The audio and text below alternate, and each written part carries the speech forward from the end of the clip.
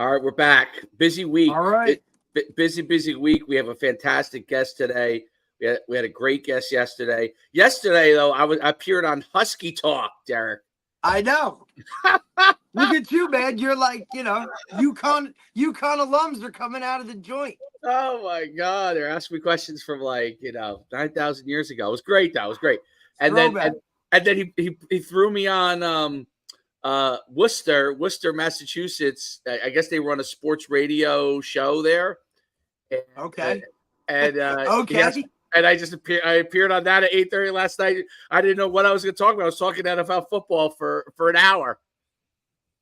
Hey, it's not like we ever had a loss for words, either of us. So we're good. Oh, no. I could, listen, if we were talking about my dog, I probably could talk about that for an hour. All right. We have a great guest on today, Coach Mele, special teams coordinator at North Carolina. This guy's had a fantastic career. Started at Division III, has worked his way all the way up. He was at Mississippi State with Mike Leach. He's now at Mack at North Carolina. It's just a fantastic rise in his career. We can't wait to talk to him because, as we know, the coaching road is a long road at college, and there's a lot of bumps and ups and downs and sideways. And he's navigated it. He's doing a fantastic job. He's one of the fast rising stars in the coaching industry. Without further ado, let's bring on Coach Mele. Coach, what's going on? I don't know how I follow that up, man. I appreciate you having me, though. Yeah, we like the intro. We're pretty good at it. we could also call this Coach in Car podcast. Yeah, hey, we get them whenever we can. You know what I mean? They're riding from one place to the next, and you get them to talk to them for 30 minutes while they have 30 minutes to be able to talk to you. Coach, talk about, and I briefly touched on it. I think your career is so interesting to me, and a lot of coaches that maybe start at the Division III level, they have dreams of doing some of the things that you're doing now. Talk about your career, where you started, and how you rose in the coaching ranks. Yeah, played Division III football at William Patterson University up there in Wayne. And I always like to tell people, half the campuses in Wayne were Jersey Housewives was filmed. The other half was in Patterson, where Lean on Me was filmed. So right in the middle is where, right in the middle with Pioneers played football. So, great place, man. Met a lot of great guys, and kind of went on to my coaching career from there. So I started 1 year in my professional life. I guess I was in sales, did that for a year, and just kind of a little hole in my heart and missing football. And I hit my old head coach up and said, hey, love to come around once in a while. And once in a while turned into 1 day a week to 2 days a week. And then I quit my job for a whole $1,000 for that season. So that wasn't a great financial move. And I guess that's just to lead off with. I mean, you don't get into coaching for the money. And nope. And if you do that, and if you hold true to that, and as you move along, I mean, you'll always be rewarded for the relationships and with the kids and developing players and what you get out of the game, that type of thing. So anyway, 2 years at Willie P. I got a big raise to 6 Gs the next year. So that paid for gas. Paid for gas for the second season, and coach DBs and coach special teams. Had a great time doing that. And the head coach at the time, Larry Rico, went to Marist High School, and he brought a couple of us with him. They had a coaching change. I actually had an opportunity to go to Montclair State. I just couldn't bring myself to do it. It was the arch rival, and it wasn't much more money anyway. It was kind of the same price tag. Absolutely not. Same gig, different colors. Yeah, great. Great guy, Coach Giancola. It was. I couldn't pull myself to do it. So anyhow, coached a year at Marist High School, coaching special teams, and co-DC special teams, coach running backs on offense. It was about a 3-man show. And the following season, a good buddy of mine that I worked with at WP, Chuck Coffey, worked with Pope John last year as the OC there. He gives me a shout. He's at St. Peter's College down the road. So needed like a pass game guy, receiver coach, and he had actually went out to Texas Tech that previous season, came back with all of with Coach Leach's practice plans and the drills and all of it. So we came away, we hooked up over there at St. Peter's, and we had a same type of thing, high flying air raid offense, and a lot of statistics and a lot of fun doing it. And that was a great time. So back then, my wife and I were married, and we had one kid. We had on the way. I guess we had our first one on the way. I have 4 daughters at home. So I always like to say, I got 4 girls at home. I got 100 boys at work. So Right. I'm good. I'm good with that, and I'm blessed, and they're fantastic. But so we started looking around down south, for cheaper real estate and another opportunity, and called a couple schools, talked to Pete Lembo when he was at Elon, great guy there, and I wound up getting hitched up with Joe Reich at Wingate University. Fantastic human. His brother obviously was Frank, who coached in the NFL. Yep. And Joe's been there for 20 plus years. Just every record in the book, he's got it. And he just recently he retired. He's now the AD this year. So congrats to him. But so I got there, coaching special teams, coaching running backs, and we had a great run. We went 3 rounds deep in the playoffs. My kind of last season there. And I don't know how it happened. It'll be in the book one day. But I wrote a letter to Leach, and it was just one of those things where I had a mutual friend and Matt Mummy. It was Hal's son. It was at Davidson, and having run the offense previously and read his book, and there's some other coaches I don't think I'd want to work for, but I just kind of felt like he had a different way of approaching things, and I thought I would kind of work with that well. And so anyhow, I shoot him a letter, real off the cuff. Hey, Coach, BS, you're out of it. You want to come on down to Wingate? We'll have some beers and let's talk some football and that type of thing. So ironically, I'm in Oregon with Joe. We kind of did a little 2-man thing, went out there, and small talk and football with some of their coaches. My phone rings and it says, look down, it's Lubbock, Texas. I go, who the hell is this, man? I don't know anybody in Texas, man. I'm a Jersey guy, and play the message back, and it's Eric, Mike Leach. What the hell does that mean? So Yeah. I call him back, and he just says, hey, if you're in Florida, let me know. So go home, tell my wife, hey, I'm going to Florida this weekend. So That's what I figured you would say. That's it. Yeah. So he's in, he had a place in Key West. So, hop a plane, go down to Key West, meet up about 8 p.m. at night. He comes rolling in with like a Key West Little League baseball cap on. And he's doing, I think, something similar to this, some podcast or something. He's walking, he's got the thing hanging out of his ear. So we meet up, it's about 8 p.m.-ish. And, we start our island tour, kind of one cocktail at every bar that we, restaurant that we saw. And next thing you know, it's... Sounds about right. Yeah. Next thing you know, it's about 4:30 in the morning, and the 3-legged roosters are going off. And I got no idea where I'm at. I got to find my way back to the hotel, man. I'm calling a taxi cab or whatever, but... great time, talked about everything under the sun and talked some ball. And he invited me back down this summer, and it was Hal and a couple of his guys, Mason Miller, a guy I worked with for several years, and the Key West high school head coach, Jerry Hughes at the time. And we, same thing, 2-3 days with like the Hangover movie. We, toured Jimmy Buffett's studio, went fishing, did a little mini clinic at the high school. Just a great time, and so we just kind of carried on the relationship from there, and he winds up getting a job at Washington State, and this is like in December. So, I'm hitting him up. I'm not getting a lot of traction. I'm sure his phone is going, crazy. Same way we got to Mississippi State. He showed me his phone. He had 7,000 text messages, unanswered. Unanswered, right? Like, unanswered. Not exactly a tech guy. No, but guess what? Like, he was going to return probably, 7,000 text messages at some point. Man, Right. That's how he was. But it was crazy. So he gets out there. So anyway, I tell my wife, I'm like, hey, listen, I'm going to go hop a plane out there. He knows who I am. I mean, it's not like he's going to, be surprised that, some stranger or whatever. So anyway, Right. I fly into the Quality Inn, Pullman, Washington for like my little winter break or whatever. And I text him. He's got a press conference on a Tuesday. So Wednesday morning, I text him, hey, I'm at the Quality Inn in Pullman. So what time are you around the office today? He said, flew in, flew out. I'm back in Key West. So now I'm like, oh my God. I got a wife. I got 3 kids at the time. I've already spent some money going to Key West. I spent some money out here. Now I got to call my dad, my brother. Like, hey man, I'm gonna need a loan to get back to Key West. At this point, it's just I'm in too deep. I gotta see this through. Yep, I got to keep going.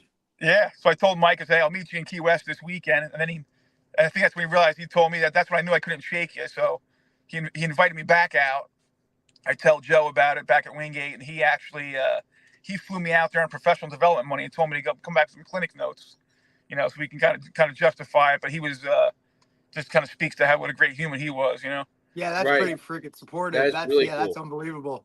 Yeah, no, great guy, man. So get out there, spend about 2 days, no real formal interview. It's just, and he's not even around that much, honestly. I'm just introducing myself to coaches and sitting in meetings, and we meet up the night before I'm leaving on a red eye, and he said, "Hey, job pays $30,000. I know you got a pile of kids at home. You want the job?"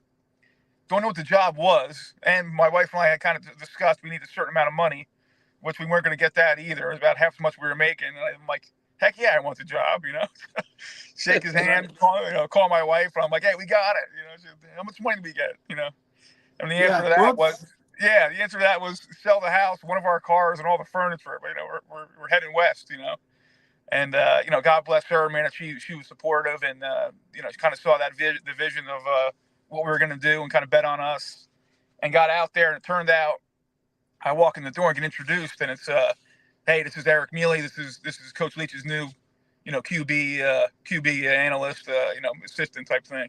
So I'm like, well, that worked out well, I think, as far as position goes. I get to sit with him and get a master's education in the air raid and all that. So I guess first weekend in there, it's funny, it's Pullman obviously has some snow and some colder weather, but we're in the office and it's 2:30 in the morning. It's just me and him. We're watching film.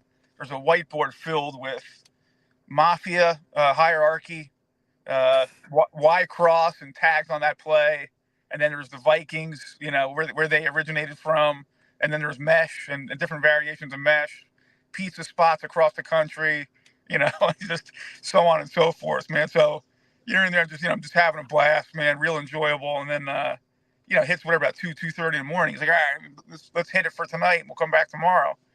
And I'm like, hey, coach, would you mind giving me a ride home, man? I don't have a car. Basically, I got a bike and I'm hopping a shuttle like I'm a college kid. This is, kind of 10 years into my coaching career, Right. 30, 31, 32 years old. And he goes, sorry, I can't, I walk to work. And as he's telling me this, he's putting a miner's light on his head and these tracks on his shoes, and he goes trekking off into the snow. And I'm like, you got to be kidding me, man. I guess I'm walking back to my, this apartment or whatever. So sounds about right, though. Yeah, that was the beginning of the journey there with him, and got a raise pretty quick, and then promoted onto the field kind of that second year, and then coached special teams for him, and coached some running backs, and came to Mississippi State and did the same thing, and just thankful and blessed that he gave me that opportunity, and I've always just been trying to to honor him and do a great job, because to make him look good, that was always my kind of driving force, man. So miss him, but he helped me get to where I am today, and that's incredible. Yeah, no, can't make it up. I was going to say that. No, absolutely not. Like that in itself is like a movie. He's himself, right? And I the Matsakises and Manny and stuff. They worked with him at Texas Tech and had always had a good relationship. So, I had always air raid and spread football and all that kind of stuff. Like Mike Leach to me was always like that guy. And then out of nowhere, like I see all of a sudden he gets to Washington State and you pop up on his radar. And I said, this is a Jersey guy, man. Like he went to Willie P. Like, how the hell do they link up? Like, and then to just hear the persistence that all of that kind of stuff. Like I had known a little bit of it, but to really get the full, like, it's just like, yeah, I flew to Washington State, was hoping he was there. Now I got to go back to Key West. And then you hear it from firsthand, like all those stories about him in Key West and how there was just so much more to him than football, and talking about this, talking about that. Like, you're talking about a whiteboard with pizza spots and mafia, like all that was just who he was. And then at the same time, highly successful in every aspect in football. I mean, and his journey kind of mimics like your thing too. He was sleeping in the back of a car, lawyer, all that kind of stuff. So to just see him and then to see your story, like it's just phenomenal, because Dave and I have been fans of Leach from the jump, right? And like, so anytime we could get stuff on him, it's just amazing. So it's just wild. Well, I can tell you this, Coach. I've been to Key West, so I know what can happen Once you start, and this was back when I was single, but like Key West, I used to, because I coached high school football for 20 years, and before camp, I would go on a different vacation for a week, and I did Miami and Key West as one of the years, and I mean Key West I had never been there before, and it was so much fun. You're going from place to place to place, and you're right. Like you get to 2 a.m. there, and you're like, wait, I'm staying is all the way over that side of the island. Like, and I had a scooter when I was right around a scooter, and I'm like, wait a minute, like, can you drive a scooter when you have a few drinks? I don't know if you can. I didn't know what the rule is with a scooter. I was like a 35-year-old man riding a scooter around the island. But I know exactly what that's right. Like, and going back to like, it's amazing to hear, and Derek's 100% right. Like, we've loved Mike Leach's offense for a long, which was originally, How Mummy and I called when I first started coaching in 2000, as first head coaching job I got was in 2005, I think it was. And my initial mesh and the dig across we used to call it Valdosta. And then when we did, and eventually we started doing the full mesh concept, and we used to call that Texas Tech, and that we would call that out, and the kids were like, "What is Valdosta?" They're like, "Why do you call it Valdosta?" And I would give them like a dissertation on what it was, but all the way through. And Derek coached with me. 18 years later, it was still called Valdosta, the shallow cross with the dig. And then the routes on the outside of it with the back releasing, and we still called it Valdosta like all those years. And the funny part is we call Valdosta as a call, and every team I've ever played against, and this is one of the things, I guess, a nuance of New Jersey, right? Because the mesh concepts are really starting to get bigger in here, but obviously much bigger in like Texas and the South, and but I called the same play for years, and no one ever in New Jersey picked up on what it was. We would call out Valdosta over and over again, and we would run it, and no one ever knew what play that was. I always was amazed by it. I'm like, don't these guys all coach? I'm like, they never knew the history of the mesh concept, So that's my little story. Then run that single play. Always had that playing since 2005. And learned it literally from How Mummy and Mike Leach, watching videos and watching their stuff, and then originally watching the original run and shoot, which Derek is obviously a huge proponent of with Mouse Davis. I used to have the old videos when they were with June Jones. Actually, it was originally Mouse Davis when he went to Hawaii with June Jones, and then he had all the old clips going way back to the Houston. The game with Andre Ware and the Houston, what was the Atlanta Falcons when he used to run it there. I mean, it's an amazing system. So it's so cool to see how you really kind of rose up and found Mike Leach and now are where you are.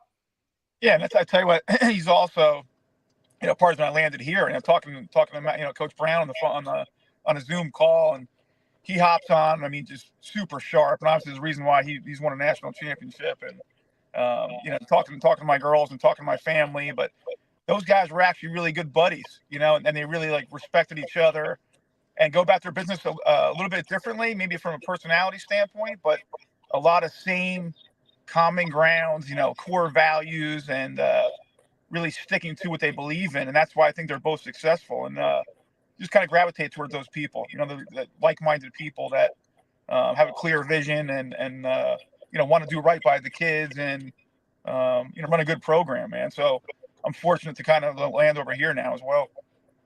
Talk about special teams. So what is it about, and both me and Derek have been special team coordinators. Derek is now a special teams coordinator.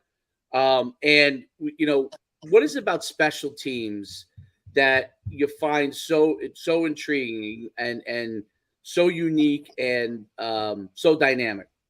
Yeah, I guess, personal to me was my career at William Patterson started playing special teams, and as I started playing a little bit more defense, I never really turned my back on the special teams. That was just my first kind of those opportunities that I was given there. And to me, it's football. I mean, it's this selfless. All those plays are really selfless. There's 11 guys running full speed, or there's 11 guys got to get a block, 10 guys got to get a block for a guy in kick return. Those types of plays really take some courage, and they take some play for the guy next to you, like all those coach cliche things. And that's what really resonates with me, and that's why I wanted to kind of hone in on that and give back to that, and really I think you can really foster and develop or help with the culture on your team if your special teams are really playing for each other, and making plays that can obviously impact the game. I found the special teams too it's a unique opportunity to work with guys on the offensive side of the ball, defensive side of the ball, a multitude of different players, and special teams coordinate. One of the things that I thought is so amazing about it, like in college, obviously everybody takes its, each side of the offense, defense, and special teams incredibly important. But what I've noticed about special teams is great special teams coordinators make that as important as the offense is, defense is to the whole entire game. And then the players start to gravitate towards that. Like they look at it like, hey, we could score points here. We could change the game here. This is not something in between to get us to offense or defense. This is an opportunity for us to change the game dramatically. And I think that's what always was so interesting about special teams. The first time I got a coordinator job, I couldn't get offense or defense coordinator job. And he said, well, I'll give you a special teams coordinator job.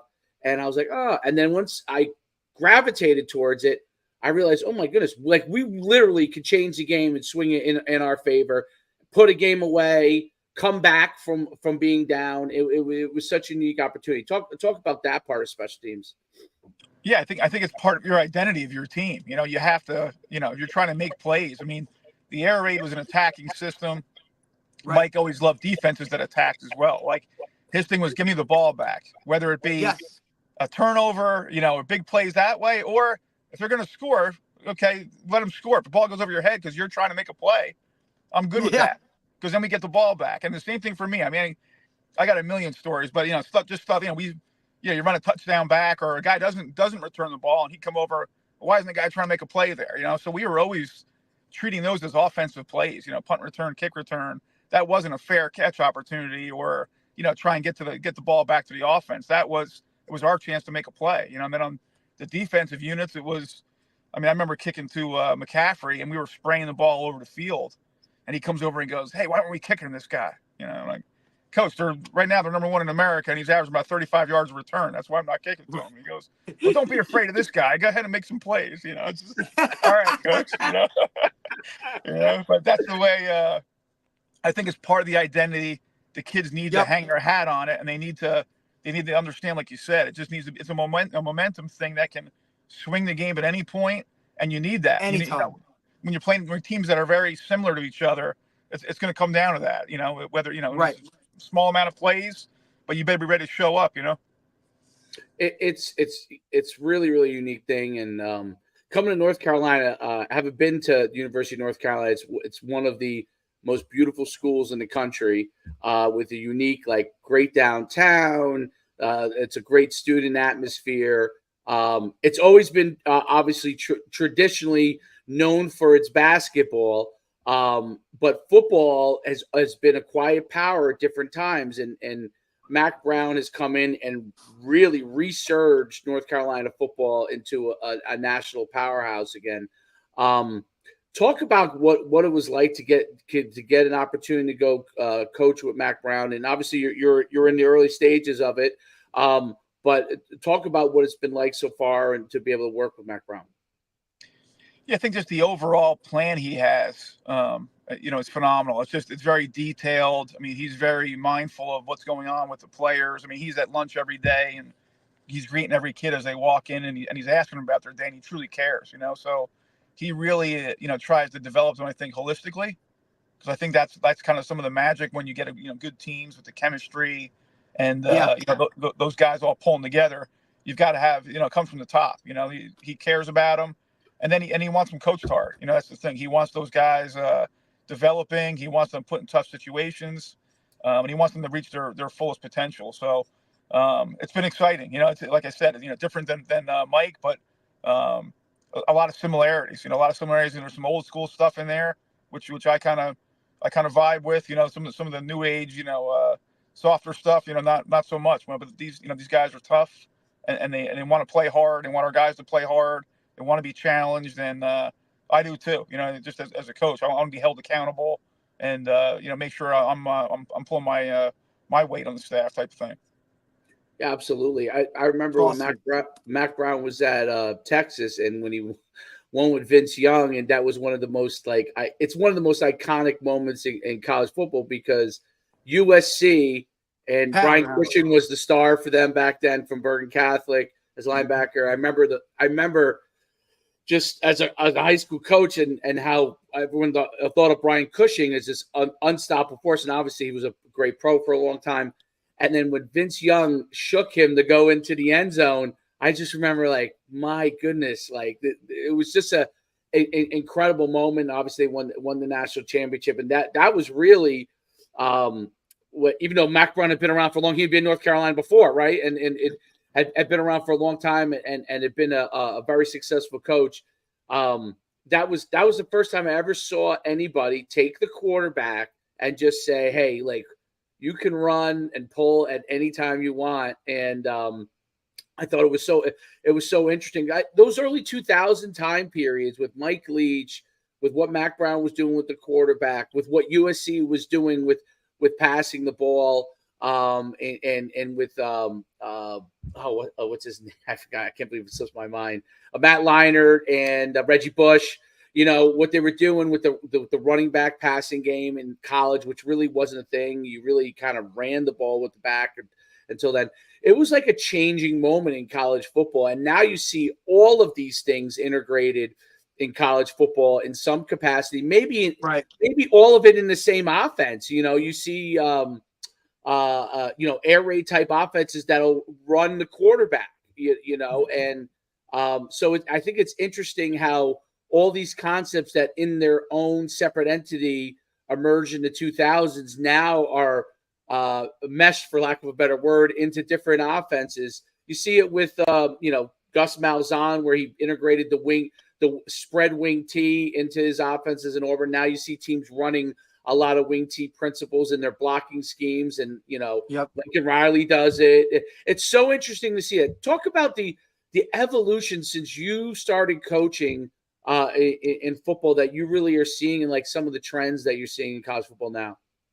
Yeah, I mean, I think you hit on the head. I mean, there's a book actually called Wishbone Wisdom, Emery Ballard, and it talks about how you try to give the ball to all your playmakers and make sure the offense isn't predictable on who's going to get the ball and space the field out, right? But laterally, and who's getting there's deceptives to it.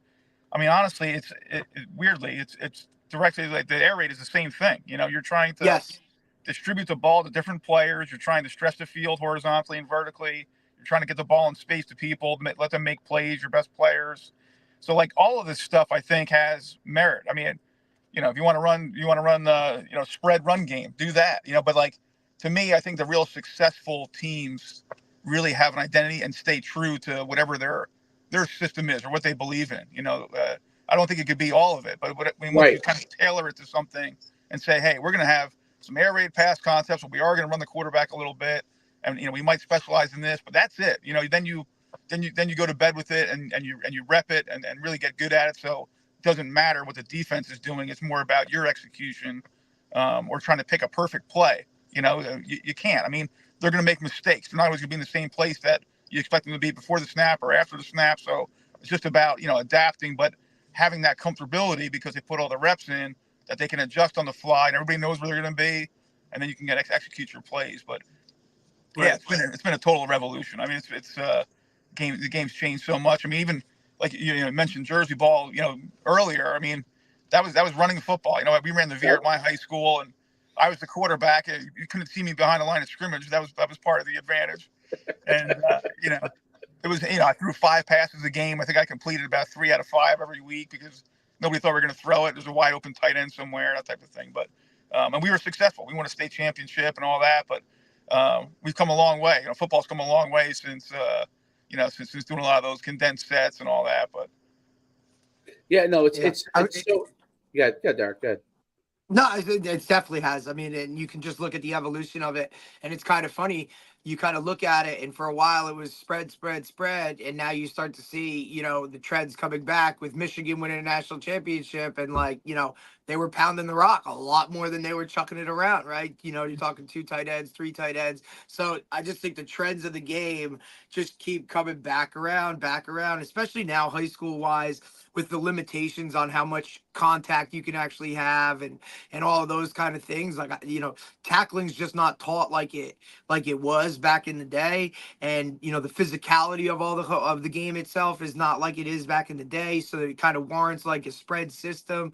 But now you see some guys starting to pound it again. And it's like, hey, we better get back to it. But the trends of football, just in general, I think, have just, even it just continuously always changing and evolving. And I think that's, part of being a great coach is you either adapt or you die, right? And you kind of got to roll with that. And, I think that's just such a pivotal part. And you look at look at a guy like Mack Brown that you now get to work for. I mean, and he's been around the game a long, long time. Yet he's still at the top of it because he's willing to kind of go through that process of adjusting on the fly and things of that nature. Is there anything specifically that you have changed throughout your process to where you are now? Yeah, I would just say that some of it has to do with the players. Some guys too get too tied to their own system that they're not willing to adapt to what your personnel looks like. I mean, I guess that's the biggest piece. I want to be aggressive always. That's the thing. But there's different ways to be aggressive. So on a punt return, are we aggressive trying to block kicks? Or are we aggressively trying to return balls? That depends on how good we are at hold up. That depends on how good the returner is on the back end, or if we got a guy or two that has a good knack for getting their hands on the football. So I think that's a really a big piece of that, especially get to new places.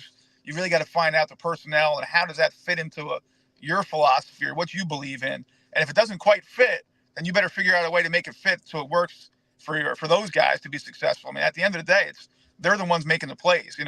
We can draw everything we want on paper, on the whiteboard, and look how pretty this is, and this should have worked, and all that. We need the best stuff that's going to help them make the plays. So whatever that is, you're going to have to figure that out. No, it first and foremost always comes down to the people you have, right? You got to be thinking about how to get the. I heard Brady say, I think it was yesterday, on one of the sports talk shows, or maybe it was the day before, and he talked about his receivers, and he said his job was to make sure his playmakers got the ball early, at least got a touch early, because he didn't want them running 25 routes in the first half for 25 yards while he's dropping 3 steps, and they coming back looking at him like, are you ever going to, get the ball to me? So he would try to get his people the ball early. And I think about football as it's people number one, right? It's, how can you take advantage of numbers? How can you get more numbers than they have at a place? How can you create space long before you get to the last part, which is scheme? Can you get the ball to guys that can make a difference? Can you take advantage of numbers out of a point of attack, whether it's offense, defense, or special teams? Can you have more than them there? Period. End of story. And then can you create space? Is there an opportunity where you can get a guy who's got wiggle and space and get him going before you get to really, okay, I'm going to out scheme somebody? Because if you take care of all those things first, then your genius maybe can come out. But if I think a lot of guys in coaching, and you've probably been around a lot of it, if you think your genius is before all those other things, you're going to be in a lot of trouble. Yeah, I tell you what, we had a return against Cal at Washington State, punt return, and we had one at Mississippi State, a kick return, that stick out in my head because it was literally like it was drawn up, but it wasn't like it was some elaborate scheme drawn up. It was just the way we had it on paper. It was our guys going to execute the fundamental techniques that we just based everything off of. You know what I mean? Are they going to be able to get in position on the right side of the guy they're trying to block? And work their hands and work their feet and just do what they're supposed to do. and it just hit like a unicorn. I mean, it's been, been coaching for 21 years. It happened to me twice where I felt like the exact piece of paper that we drew up on special teams like hit, but it wasn't the scheme. It was the players executing the fundamentals and the techniques, That's a huge part of it. And I think that's the most important part, like getting those guys to do what you want them to do and to do it really well. And then, really whatever you put together can really have a chance at success. And then obviously as coaches, you guys adapt, right? So they figure out something you're doing. You take those good people and you put them in a different area to do a different thing, and they execute that, right? Mm-hmm. And I think it's really, really it's an amazing thing. I think coaches at like the high school level, a lot of times we talk to coaches at the high school level, some of them understand how important the people are, and some of them try to take, a square peg and put it into a round hole and say, this is what I run only, right? Yep. This is my system. This is what we do. This is not, we don't do that. We're going to do this. Not exactly a key to success. Yeah, you have to have a system, right? But you have to be able to adapt that system to the guys you have, right? So that because if your tailback is 6'2", Derrick Henry at 200 or 6'3", 230 pounds, standing there, you could certainly dot the I right there. No matter what you want to do, you're probably going to be okay. And then if you're you got a receiver like an Edelman who's shifty and he get into space to do a lot of things. You got to adapt to that, and you figure out little nuances on it. Recruiting, and obviously that is everybody's hot button word on every single thing on any show you'll ever see. Talk about what you guys are doing from a recruiting standpoint. What kind of guys you're looking for, and how you guys approach that process. Yeah, I mean, I think it's turned to the point now where it's just you're constantly recruiting. I mean, it's just there's no off season, there's no downtime, and you're on Twitter and you're on the phone and you're constantly trying to get guys to campus as many times as you can. And Coach Brown, that's one thing too I'd say about him. I mean, really, what an awesome, like, I'm not even going to say it's not a recruiting pitch, and Leach is the same way. It's not like a salesman recruiting pitch. It's honesty. They're forthright. And they tell you exactly what you're going to walk into and why they want you and how you'd fit into the program.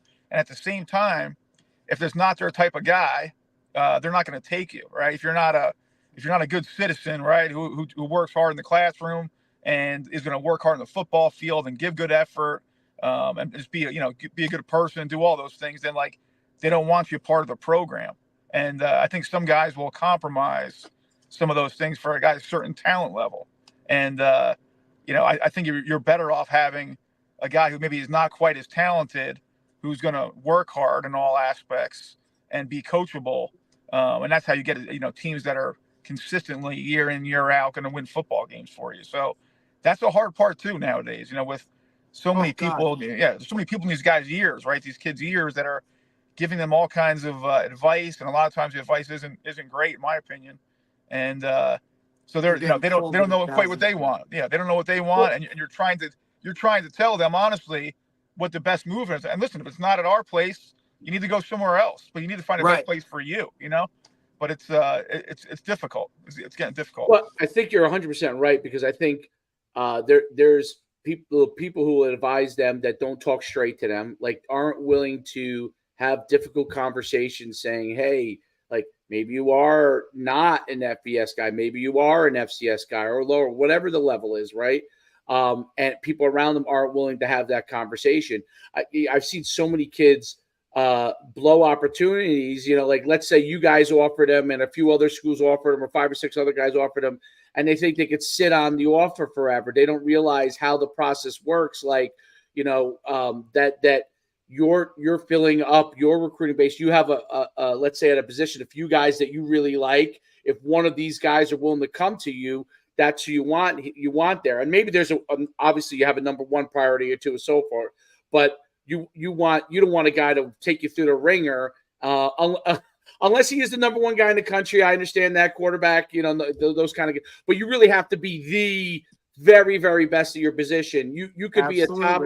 You could be a top 200 to 300 in the country, which is one of the top players, But, you can't just sit on 20 offers and not eventually make a choice, because all those coaches have to be able to figure out how their puzzle fits for their upcoming season. Talk about like how you guys manage that process, because I feel like that's probably incredibly difficult conversations for coaches to have with players that you're recruiting, and very difficult for, I know parents don't understand it. Like you would know way better than me, but just some of the people that I deal with, I don't think they understand. And which means that obviously a lot of times the players don't necessarily understand that. Talk a little bit about that. Yeah, I think it's just, again, like you have to have the honest conversation with them, and hopefully it gets through to them. And Right. to me, it's always, hey, listen, we want you. Okay, that's why you're here, or that's why you're on campus, or that's why we've offered you, and you're a top guy, or the top guy, or you're our guy, and we don't want to move on before we know that you want to come here or don't want to come here. But we have to keep an open communication, because as the timeline continues to shrink for your decision-making process, we're going to have to protect our program and recruit other people at your position.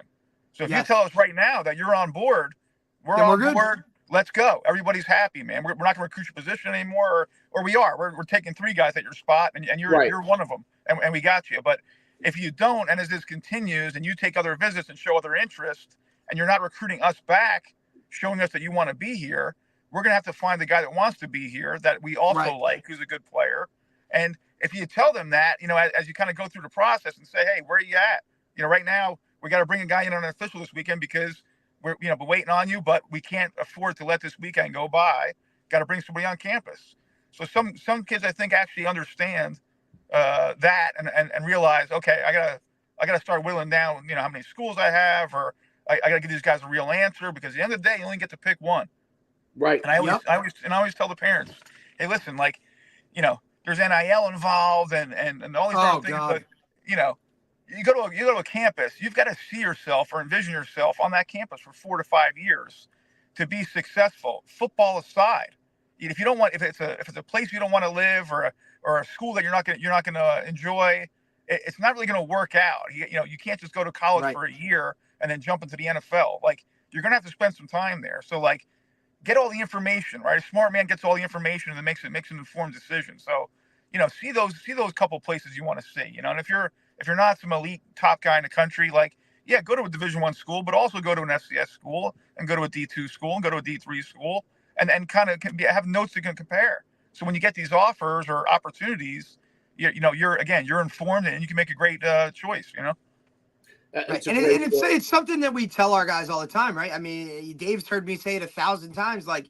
even in this world of, where these guys are just like, oh, well, if I don't like it, I'll just get in the transfer portal and leave. It's like, look, man, you still got to understand something. Like, you're still going to be there for a amount of time. Like, you need to go and see campus and talk to people, which for me now, like, and the timeline is something that, every college guy we talk to is like, look, what's one of the biggest issues? It's the timeline, right? Because you're trying to sign guys in your bowl season, and now the transfer portal opens up, and you're trying to do this and trying to do that.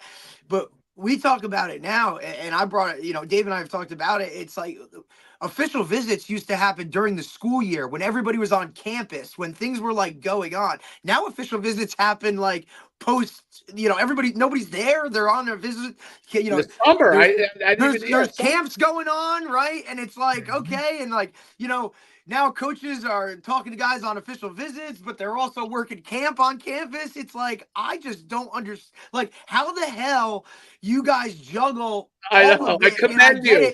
Bigger schools with bigger staff. Like, we're seeing college staffs expand, where like half the guys aren't even like they're not even football people. They're social media guys, or they're they're NIL guys. They're business guys. They're just like, there's so much more to college football now than people really understand. And I think that's part of the issue, is parents they really just they don't know. And even worse is, most high school head coaches have no clue what goes on at high level college football, because it just has changed so fast that they can't even catch up. It changed so much. And most high school coaches, to be fair to most high school coaches, they a lot of them did not play at the Division I level. You know, they probably, most high school coaches, especially New Jersey, and you know this, Derek, because so many of your friends and alumni coach, they played Division III football. They got their teachers education, and they went right as a teacher. And so that process is very different than the higher level. So when you do have a guy that is a higher level, it is hard for a high school coach, and it's a lot easier. Not that college coaches mean to go around the high school coach, but why would you you want to know from the high school coach, is this kid a good kid? Does he work hard? Does he do what he's supposed to do in school? You're going to do the evaluation most of the time now on the talent. The old days when I was, in the school in the 90s where the coach came in, even early 2000s, the coach came in, sat with us. We watched film. They watched film together, pointed out the different things we like. Those days are gone because things are moving so fast. Things are moving way too fast. And you have player personnel departments. So I'm pretty sure in North Carolina, you guys are starting to build out that other side, very much mirroring the NFL. I was an NFL agent for 6 years, and most of the time with my players, I dealt with GM, player personnel, and we only dealt with coaches if they really decided, hey, we're going to put this on the outside linebacker coach's plate. I want him to look at him before we take him in the draft spot. Talk about how that's becoming a bigger thing, player personnel in college football, and how you guys, your relationship and your balance there. Yeah, I think, what they do is they've got so much film that they're pouring through, and the film access, right, compared to 10 years ago, 15 years ago, whatever, it's everywhere, right? You can get all these kids film in a snap of a finger. So there's, we're looking for whatever position. Hey, I'm looking for a good kicker. That's got a big kickoff leg or whatever. All of a sudden, you got 50 guys films queued up for you to evaluate. And then as you do that, like you said, the high school coach now just becomes he's a check mark. He's the guy that you have to contact to make sure that you're getting a kid who's a hard worker and not a bad kid and all those things. But also, unfortunately, they don't have as much influence anymore. I mean, there's fantastic head coaches that I used to lean on, and they trust you and you trust them, and they know your program and who the head coach is, and they would funnel kids your way. Now, I still think that happens some, but not like it used to be. Not like it used to be. There's too many other, the handlers and the street agents and all the other, things that they're involved with. Yeah. So they're getting guys, pushing them in different directions, and they're not leaning on the guy that probably they should, which is the high school coach who's got their best interest in mind. It's just unfortunate. It's unfortunate that it's what it is now, And the high school coach, to be fair to them too, they're pulled in 9,000 different directions. A million daily jobs now. In the old days, I mean old days, I don't even mean when I play. I mean, even when I first started coaching, the high school coach didn't have to have all these other responsibilities. Now, most of the high school football coaches are just high school football coaches, but they're pulled into many different things throughout the course of the day that doesn't allow them to have the time to do recruiting. Those guys used to have a free period or two to be able to just work on recruiting. Now, in states like Texas and in the South, obviously, which is the majority of where you're going to get most of your players, they are a lot better with that.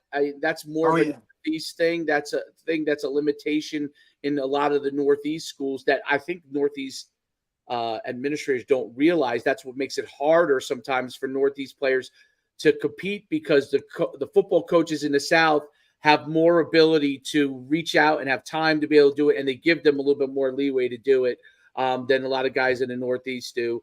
But yeah, I think that's a big part of it too, is that high school coaches are pulled in all these directions. A lot of times it's with their own parents, right? Like a so-and-so parent wants to meet with you. You're not playing as much as he should play. Well, that takes time away from me helping so-and-so player to help get film out to those guys.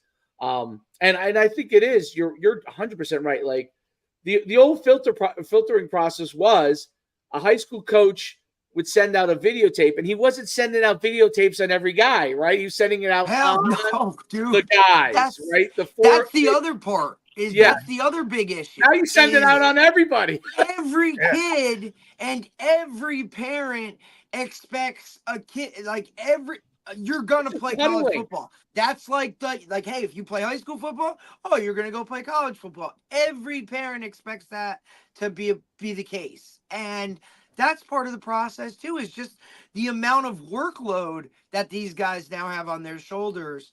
It's like, how am I supposed to do this at the level that to appease each parent, right, to their level, and then what are we talking about? Yeah, no, I'll tell you what you're talking about. You're talking about when you go in there, and I feel bad when these guys they're trying to do that, and you ask, hey, who do you like, and they wheel in 8 players, and it's like, all right, are you guys undefeated and scored 50-0 every game, or is it? Now look, when you go to when you go down, South Florida, your American Heritages, right? Or you want to talk Jersey, when you go to your Boscos or your St. Joe's Montvales or your Bergen Catholics, like, all right, maybe I got 4 or 5 guys coming in the building, and then maybe a couple underclassmen that I'm not coming here for you, but all right, now let me just, some of that. We know how the game works, right? But like, when you're going to freaking like, group 2, whatever school with like, and you will in 8 dudes and all of them are 5'8" or under, we got an issue, coach. Like, what? I get it. Like maybe you should just walk them through the office and write out the other side of the room. All right. That way your principal sees that you're trying to do what you're supposed to do. But at the same time, like, let's have a reality check here. It's just, and on your part, you don't have time for all that shit. Like, dude, I got to get to another school. I got to meet with this guy. Then I got to meet a booster who's in here, who's a North Carolina guy that's maybe, in state. Like, you got a lot of shit to do on your plate. Meanwhile, you got guys calling you, like, where are you at? Like, I get it. So it's just a hard world to navigate, to appease everybody and make sure that everybody's happy along the road. That's not what it's about. At some point, somebody is going to have to take it and be like, look, that ain't what it is. Sorry. And unfortunately, now you have to be the bad guy because, the high school coach hasn't taken care of that, right? Like, that's part of your job is, just be honest with your guys from the jump. And I don't think you'll be in this situation. Right. And these personnel departments they're doing a great job, in our place in particular too. I mean, they're just, they're phenomenal, so they'll filter guys out and you walk into a place exactly who, we're looking for. I'm not going to miss anybody. Unless you get somebody that transferred in, or that kind of pops up. Like, how did he get here? Not with these days of social media. Like, hell no. They're transferring.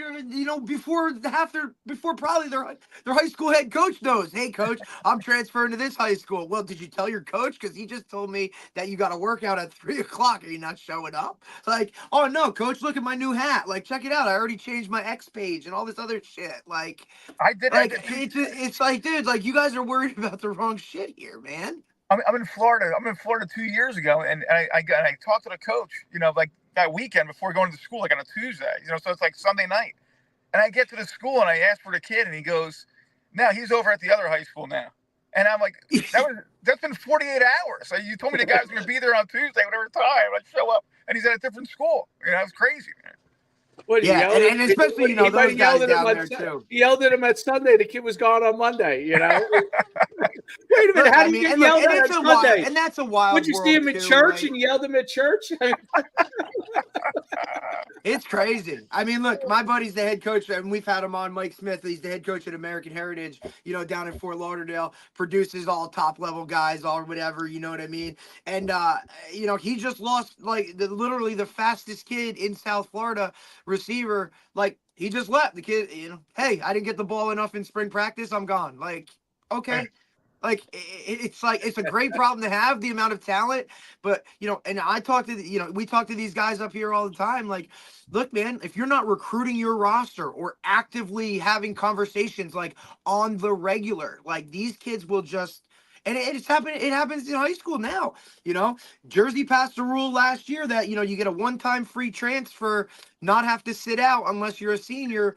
It's like the Wild West. Mm-hmm. It's incredible. It makes you long for the 10-1 DVD duplicators that I used to have. Be like, okay, I have to get out Steve Baharnas's film. This will take me about 3 hours to do the 10-1 duplicator. All right, let's begin. All right, 10-1. Oh, only 6 of them worked.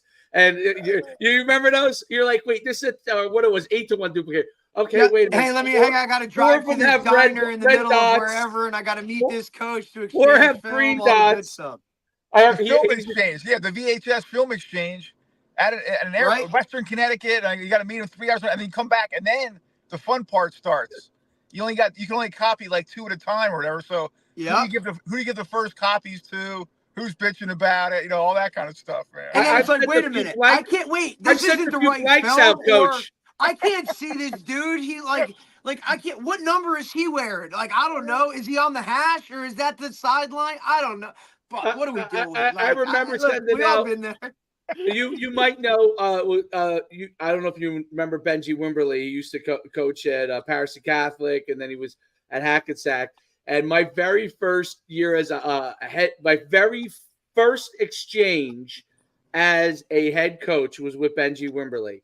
And I go and meet with him, and he's a great guy. And, he's already won a bunch of games and state championships. And I'm the head coach of Saddlebrook. And we're exchanging a VHS film. No, it was DVD, I think it was.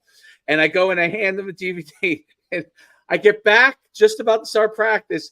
And he calls me up. He goes, "Hey, Coach," he's like, you gave me a blank DVD.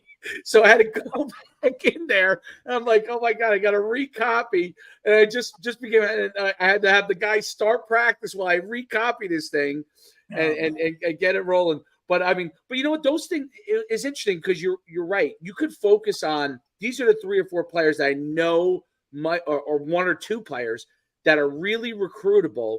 And I could really talk to all the coaches about them, get them, and the coaches know that, okay, maybe maybe I don't want this kid, but at least they're sending me a pretty quality kid to look at because they're not going to waste their time making 50 DVDs or VHSs about some kid who can't, run and walk and chew gum at the same time. That's not going to happen.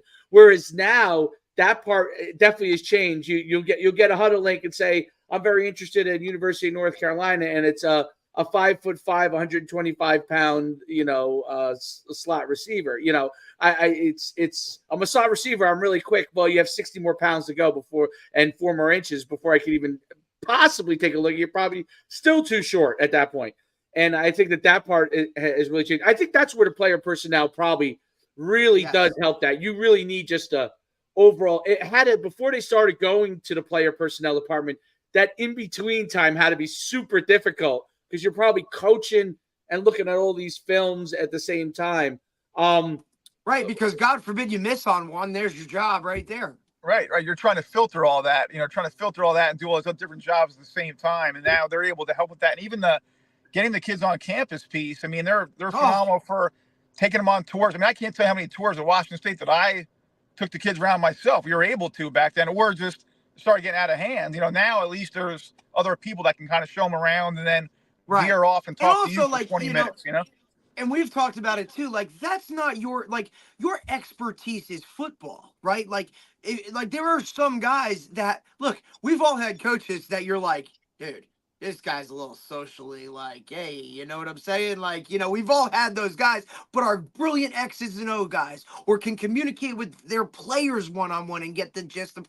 Now you're putting people that are really good at what they do and having them do that. Hey, man, you're the linebackers coach linebackers. We'll tell you what talent, hey, maybe you got to send a text or maybe you got to make a call. But, dude, just go coach. We'll give you the list of the guys that we need you to meet or do this or do that. That's your role. But everybody now, I think that can really, and that's where, obviously the bigger programs with the more money now can kind of shell out and be like, hey, all right, we need to take this many linebackers in this class. All right, I want this many high school guys, this many transfer guys. Who's in the portal with this and break it down for you so that you're not spending all that extra time doing all that nonsense where you can really focus on what's key for you. Yeah, that's a good point. That's a good point. Coach, before we let you go, and I really appreciate you taking all this time to meet with us. This has been great. Talk about what you're looking forward to this upcoming season. Some of the guys that you're really looking forward to working with, for the upcoming season. Yeah, I think it's a new place and a new home stadium and a new conference. So you get to see some of those other teams in the ACC, and our staff is phenomenal. The staff that Coach Brown has put together it's unbelievable. So a lot of really veteran, coaches that have been all over the place from Super Bowls all the way down, and it's exciting. It's exciting. I think there's a good team here, and I think there's a chance to be really special. And it's just how it all comes together. Right, every year, it's always like, to me, that's what always I start getting excited when you start getting closer to camp. How is this group of 120 guys going to form? What's it going to look like, and how do we get them to maximize their potential and so we can all be happy and have the results that everybody wants, which is winning a bunch of games and doing it the right way and all those types of things. So it's just exciting. So, it's a new place and a fantastic head coach and just a great place to live too on top of that. So glad to be here. Oh, you're in definitely good area. Chapel Hill's a great area. Although I love North Carolina as a whole, but Chapel Hill is fantastic. Yeah. Fantastic. And especially for your family too, right? Like your girls, that's I would assume that they're probably making the move with you down there and whatnot. And I'm sure, wife's happy, like, freaking Washington State, dude, ain't exactly like, it sure as hell isn't New Jersey. I'll tell you that much. Like, so that adjustment to now, like, oh wait, we're going back to civilization. Awesome. And that's why I tell you, we were, 8 years of Washington State, and the first 3-4 was great, and then it was like, it started slowly, like, all right, we need a little more. My people come to watch the game, fly from Jersey. They got to fly over Washington State to Seattle to fly back to get to Pullman. So, right, that's Eastern Washington, right? It's that's Cowboy land. People don't realize, because people think of Washington as like Seattle, and they don't like go the other way, dude. Like, it's more like Montana. Yeah, it's border of Idaho. Our AD had a cattle ranch. And he wanted to be a cowboy. It was his retirement. Maybe that's where I should move. Maybe that's where I should move. I like to be away for civilization. At least for like half the year, I'd like to be away from civilization. Then come back for the other half. Yeah, you find me on an island somewhere. I want to be on a beach. That's it. That's true. You're a little bit far away from the beach where you are right now, so you have to take some vacation time and go to those North Carolina beaches. So, our coach, it's been great having you on. I really enjoy talking to you, and best of luck in the season. No, appreciate it. Thank you, guys. Coach, appreciate you taking the time, man. We'll talk soon. Really, thank you. Sounds good. All right. That was great. That was fantastic. Oh man, that story's wild, bro. What's that? The Mike Leach story. Oh yeah, absolutely. Great story. Like, dude, I knew some of it, but like that's just you're like chasing him down, right? And like, look, it just goes to show, like if you care enough about what you want to do, you know what I mean? Like, you'll just do it, and it is what it is, and you kind of work for it. But like for Mike Leach to be like, dude, I can't shake this guy. I just gotta hire him. Like, okay, like I love it, Mike Leach, dude. Those are the journeys, and that's that's how it works. Like, you get the opportunity, take the most of the opportunity, and then you just grow from there, man. It's absolutely. And obviously, like, what the one common denominator throughout the whole thing is, like, you have to be a guy that's willing to do and work hard and be good at what you're doing, right? In every aspect of it. To come from freaking, low-level football to rise to that occasion, and then all of a sudden, and like he said, I got promoted real quick. Yeah, because you prove your worth, and now it's like, all right, I'm paying this guy this. No, like, I got to keep him, or he's going to go somewhere else. So let me keep him in the, in my world, and justify like what he's doing. Right. So that's just a Curtis, like, kudos to him for kind of that whole process and sticking with it. Right. Cause he could have easily just been like, you know what, this isn't really for me. Wife's not happy with this. Like, nope. And, so. That's a commitment. And now to see him, I mean, look, you're working for Mike Leach and Mack Brown. Like, that's amazing. Like amazing. Those two dudes, like, damn, bro. Like, that's amazing. Two legends. And as soon as they fix the, I think Mike Leach, isn't there something they have to fix for him to get to 60%? He was like 59.6%, and they're like, round up, dude. Like, round it up to 60. Get his butt in there, dude. It's over. Put him in. I mean, he coached at.